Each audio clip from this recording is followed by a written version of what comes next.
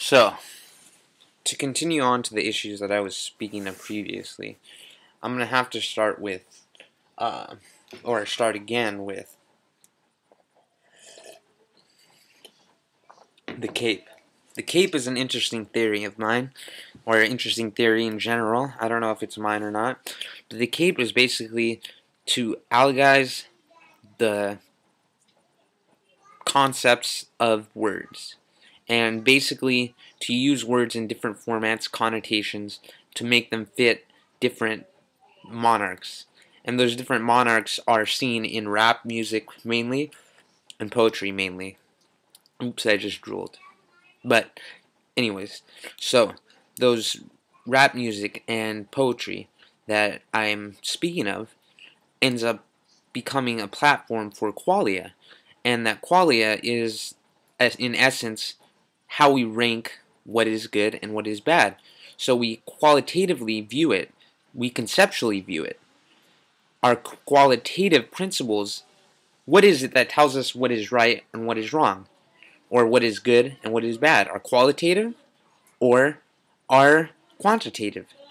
And that's an interesting question because I've had manifestations of my own with my own condition in thereof that I have seen the light of lack of empathy, yet at the same time I rationally could manifest the fact that someone was in pain and try to aid them, aka compassion, without empathy. And to do that could be seen in a song as well. You could view a song and not necessarily say that that song has any right mood, but at the same time, you could say that it moves you somehow logically. The same way that when you're speaking or when you're actually philosophizing, if you're familiar with philosophizing, you would see that you're creating, and as you're creating, it creates, well, it creates a sense of enjoyment, which is could be qualitative, but I think it is primarily because of a quantitative basis. So, I mean, I'm getting a little bit mixed and topsy-turvy here. These concepts are a little hard to deal with at times. So deal with me and bear with me, I guess, for a second here. For a second. And maybe for a minute. Or maybe for an hour. And that's about how long it's going to take you guys to finish my videos, I guess. But anyways, I'm just killing time. And the way I kill time is through flame or through speaking. But anyways, that was just a little comic relief, I guess, or what have you. But in the end, can you see mathematics? I've already explained the fact that you kind of can see mathematics, but can you see, when you're looking at a full-scale object, can you see a number in this? In this that I'm holding, do you see a number? You see 2.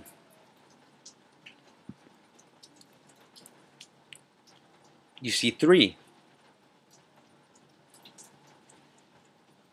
You see 4.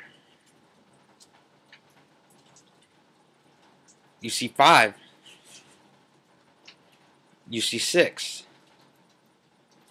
You see 7. You see 8. You see 9. And that is, well, that's not 9, that's 10, right? But you see 10. And so is 10 equal to 1? That's a good question. So 1, so that's another thing I'm working with a little bit here. Because is 10 equal to 1? How are they equal to each other? They have some similarities, obviously, because 1 has a 0. What does a 0 really represent? Those types of questions are abstract mathematics that I don't deal with, honestly, or I'm not educated enough to talk about. But through conceptual basis, I could see this is now 10, because I showed you it was 10. It is no longer 1. Once you see something, you cannot unsee it. 1. And so those are just some issues that I deal with 1 and 10 at the same time. And why is this 1 and 10? It could also be 1 and 2 just as equally. So is 1 and 0 really relational to 2 and 3? Because there's a 1 in 1 and 0. So when I look at it like in just through my eyes, I'm just like, why is there a 1? 0 means nothing. So 1 and 0, there has to be some kind of relationship there that is not actually 10. It's actually 1 with a 0. Or is 0 just a placeholder? Those things are just thoughts I've been thinking. Just like, is today called today because there's 2 days? No, it's not. I looked up the etymology of that, I guess. And it's actually called today for other reasons, I guess. But 2 days meaning the dark and the light, or what have you. So, I think that the same way you see this as 2 now is the same way you see this as 3 now. Same way you see this as 4 now. Same way you see this as 5 now. You forgot what 6 looked like. Maybe you know what 7 looks like. Maybe you know what 8 looks like. You probably remember what 9 looks like. And of course, this is 10. So,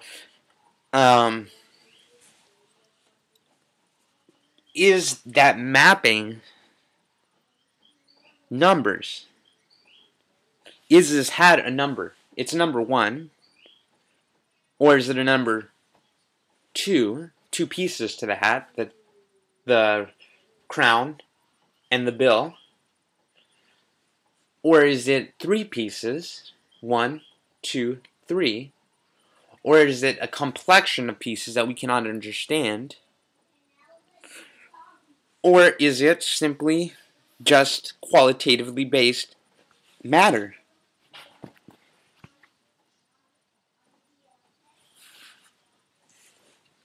Does my hat hold any rain? Well, there's demons in my hat. And if there's demons in my hat, there must be what in my hat? If there's that in my hat, there must be random in my hat. If random is in my hat, there must be Jesus in my hat. If Jesus is in my hat, there must be angels in my hat. Just some wordplay. And, and also, Jesus was quoted with Boba Fett, which is pretty cool, in my opinion. Because they were both bounty hunters in ways, just as angels are bounty hunters. Which all kind of lines up. And let me tell you guys a little story about myself. On my birth date, I created a language, but I do not know how to replicate it. In my next video, I'm going to begin to try to replicate the language, but we'll see how that goes. Okay, peace.